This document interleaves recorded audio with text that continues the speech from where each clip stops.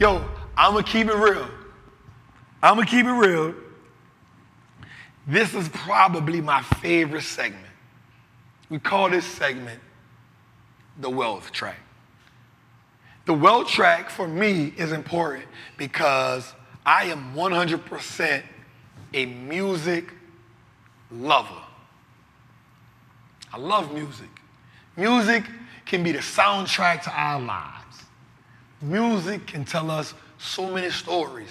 It can tell us so much about an artist. It can tell us so much about a person. What I've learned over time is that hip-hop, rap, has taken on a bad light. It has taken on a light that shows exploitation of men and women. It glorifies drugs. It glorifies violence. It glorifies and miseducates a lot of people. Right? Gone are the days where the KRS-Ones, the Rakims, my brother D1, people like this get highlighted. Public Enemy #1. Like, ask yourself this question. After Don't Believe the Hype, after 911 is a joke, do we think Public Enemy just ran out of raps? Like, do we think Queen Latifah? Do we think KRS-One? Do we think Talib Kweli? Do we think Dead Prez? Do we think these people just ran out of raps? Mos Def, Common. Do we think that these people just ran out of raps? They didn't. They didn't. But what happened was there was more money to be made with violence. There was more money to be made than telling us how to kill each other.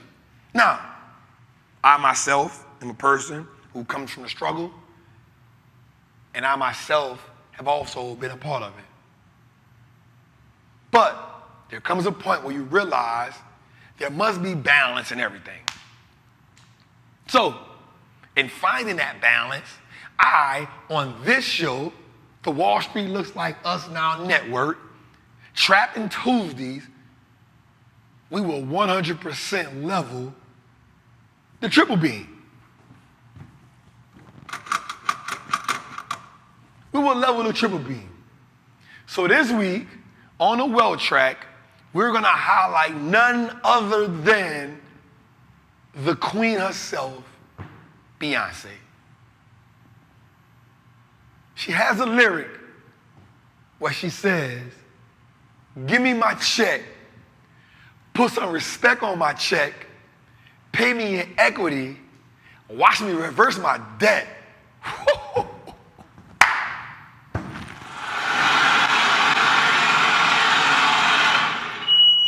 I like that. Let's say it again. Let's say it again. She says, "Give me my check, put some respect on my check, pay me in equity, watch me reverse out of debt." Oh, here's why I like that. First and foremost, she said, "Give me my check." Like I know who I am. I know who I am. Pay me my worth. Matter of fact, don't try to lowball me. Put some respect on my check. Right? That's walking in a room like, don't play with me. You know who I am. You called me for a reason. Put some respect on my check. Matter of fact, pay me in equity. That is how you put the most respect on my check. Pay me in equity. And then she says something that like those last two bars, watch me reverse out of debt. In that moment, she said, ownership is key. In that moment, she told us, ownership is key. So not only are we going to talk about the bee, the queen, we're going to talk about how she made, supposedly, $300 million instead of getting a check from Uber. She told them give her equity. And that equity, when Uber IPO, was supposedly worth $300 million. Shout out to the queen. We salute you. We respect you for putting us on that. So I'm going to say it one more time. Give me my check.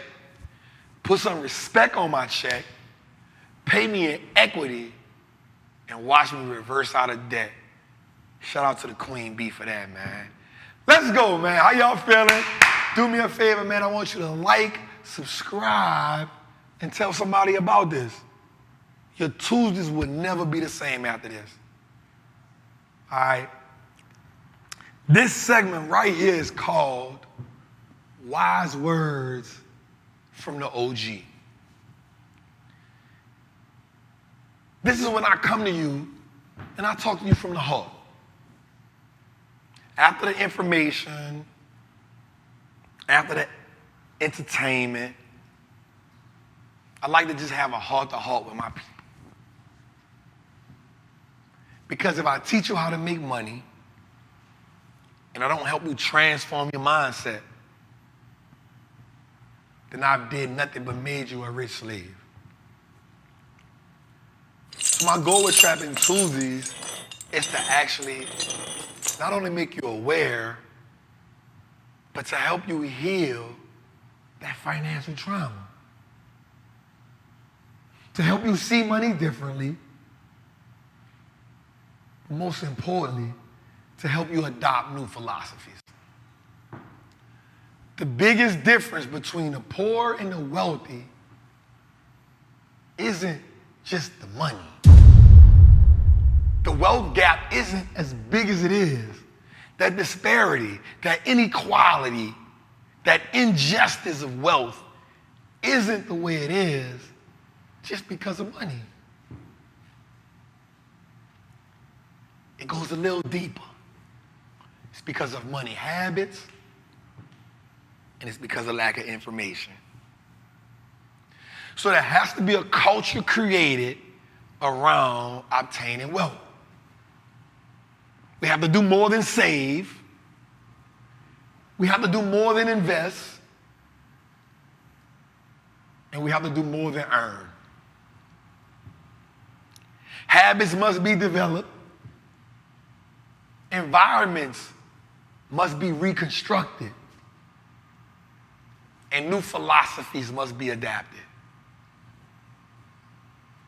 The vision for financial freedom, the vision from that scarcity around money, the freedom of being able to make adequate financial decisions must be clear. That vision must be clear. Let us adopt a new mantra, one that champions us, the one who has more money working for them than he or she who makes the most money. We said it again so you can understand that. Like, let us champion, let us adopt a new mantra, let us adopt a new money script, a script that champions the one who has the most money working for them instead of a champion who works for the most money. One of the most important decisions you will ever make in your life that immediately has compound effect on you, but not just you, but on your bloodline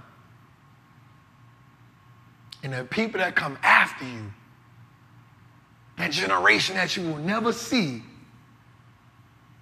That decision is what you do with every dollar you make. Some say the stock market is a place where the poor cannot thrive. Because they say you need a lot of money to be great.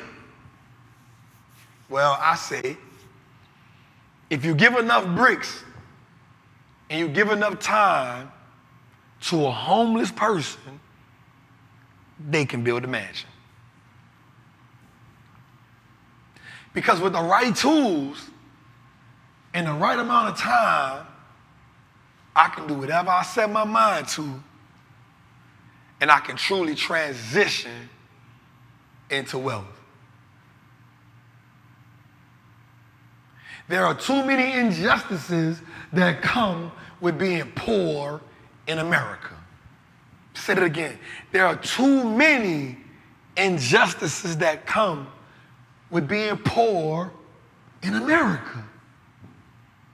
And I'm not saying that money fixes every problem, but I know it gives you two things. Money can allow you to be heard, and money can help you create attention. And those two things can cause change. For those who have amassed this large tolerance for mediocrity, it may be suitable for you to accept defeat, poverty. That may be suitable for you. But there is a large community of us from far and wide who are willing to pioneer, who are willing to sacrifice, who are willing to trailblaze our way to wealth. We are dedicated to what it takes to turn our last names into assets and give birth to that new 1%. To give birth to the opportunities that our families can be a part of. The consequences to building wealth will forever be a lifetime of freedom. For those people, for those, TrappinTuesdays is your home base. And I will see you each and every Tuesday to check in. Wall Street looks like us now.